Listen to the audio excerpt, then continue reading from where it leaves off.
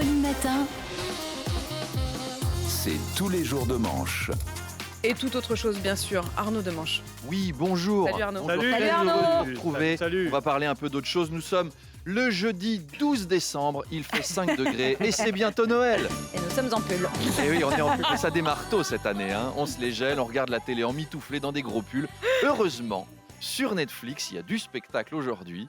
Car Brigitte Macron joue dans les nouveaux épisodes de Emily in Paris, ceux qui sortent là. Alors, j'ai vu le premier. Emily se balade dans Paris en disant « Oh, c'est magnifique !» Et Brigitte lui explique « Oui, c'est grâce à mon mari. »« Oh, we should vote for him. Tout le monde, il doit voter le Macron.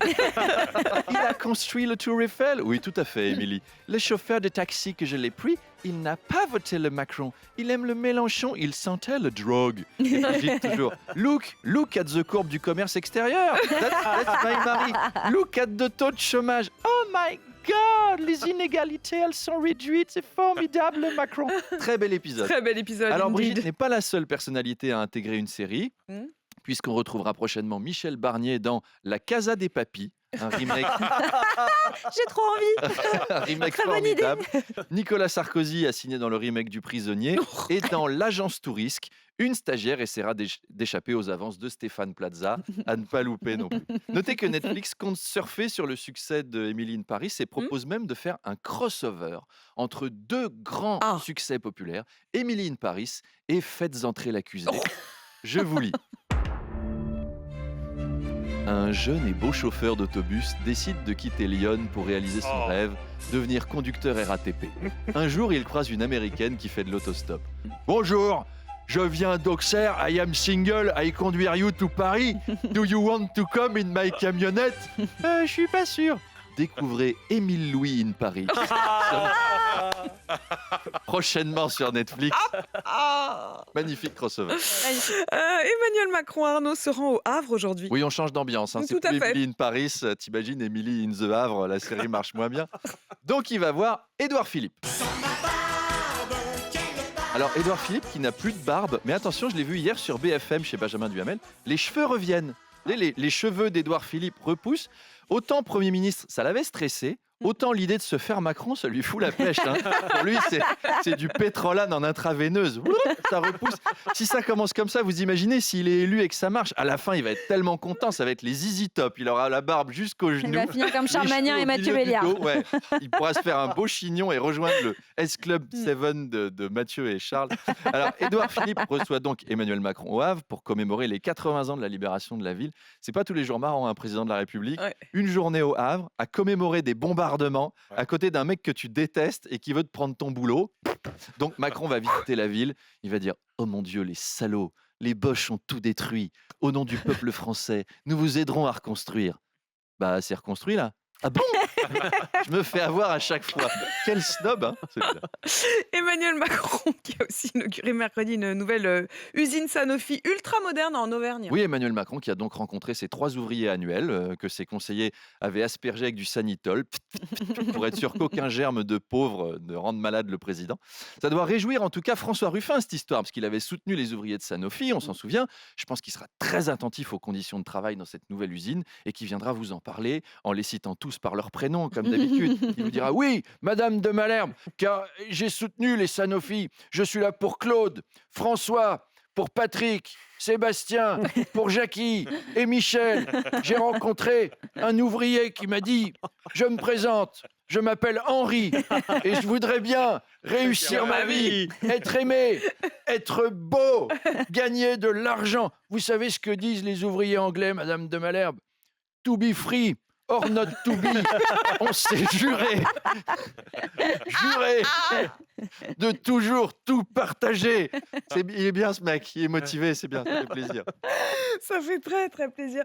Hier, c'était la sortie de Beetlejuice 2, la suite du film culte de Tim Burton. Oui, alors c'est la tendance Barnier, ça, c'est la mode de ressortir du vintage du placard. On ne critique pas Beetlejuice. Non, alors on rappelle le pitch de cet excellent film. Beetlejuice, c'est un monstre, un démon, je sais pas quoi, un fantôme qui apparaît quand on cite 3 fois son nom. C'est un peu comme Manuel Valls quand on cherche à former un gouvernement. Les conseils sont là. Monsieur Barnier, si on prenait Manuel Valls. Manuel Valls? Bon, Manuel Valls, Manuel Valls. Oui, monsieur Barnier, vous m'avez appelé? Mais non, je vous ai pas appelé, allez-vous-en. Bon, bah, je reviendrai pour les secrétariats d'État. Manuel Valls, en fait, c'est l'inverse de Christophe Béchu.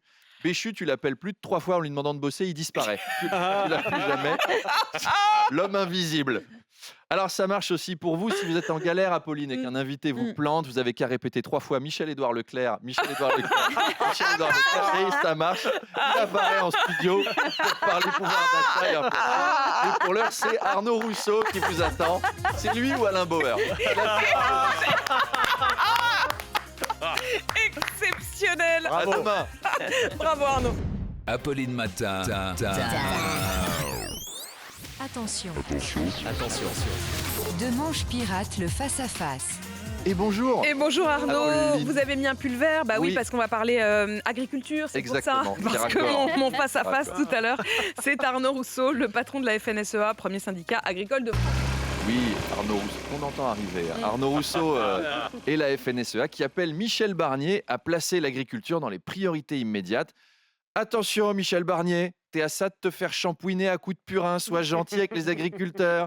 Michel Barnier, qui est quand même très sensible à la cause, c'est un ancien ministre de l'Agriculture, et puis surtout, il a connu la grande famine de 1709 quand il était petit. C'est vrai, c'est fort. vrai, la fameuse. Arnaud Rousseau laisse quand même planer la menace d'un nouveau blocage à Paris. Les agriculteurs pourraient défiler. Ça nous rappellerait les JO, ce serait formidable. Les délégations venues de partout, mises en scène par Thomas Joly, avec Daphné Burki aux commentaires. Et voilà la délégation bretonne sur un tracteur Massey Ferguson conduit par Aya Nakamura et 30 brebis dans la remorque. Quand je lui ai proposé, vous savez quoi, Apolline? Elle a dit oui tout de suite. Elle est adorable. Ça fait 3 ans qu'on prépare son costume, Ça fait le 3 ans qu'on gilet bosse. traditionnel dans les fest-noz, la coiffe bigouden revisitée. Et à côté, vous le voyez, un cultivateur de chou-fleur tout nu et peint en bleu. C'est formidable. Une très belle cérémonie. Le gouvernement écoute toujours les agriculteurs qui manifestent. D'ailleurs, si j'étais un agriculteur qui n'a pas de thunes, vous savez ce que je ferais? Je louerais mes services dans d'autres manifs. Par exemple, un collectif d'infirmières, je vais les voir et je leur dis ben moi, je lance 200 litres de lisier de porc sur l'agence régionale de santé et je prends 10% de ce que vous négociez. Et hop, ça fait monter les revenus agricoles. Il y a des tas de gens qui ont des trucs à reprocher à Macron, il y a du pognon à se faire. 30 000 €, hop, je verse une demi-tonne de purin directement dans le bureau du ministre, par la fenêtre. Par exemple, ça aurait marché pour les Républicains pour faire sortir Éric Ciotti des bureaux. Hein. Je ne sortirai jamais. Ouais, bah attends 10 minutes. José, envoie la purée. Efficace, non? C'est une bonne méthode. Faudra en parler avec Arnaud Rousseau. C'est à 8h30, c'est-à-dire 9h. Cette nouvelle filière donc, agricole que vous lancez Arnaud.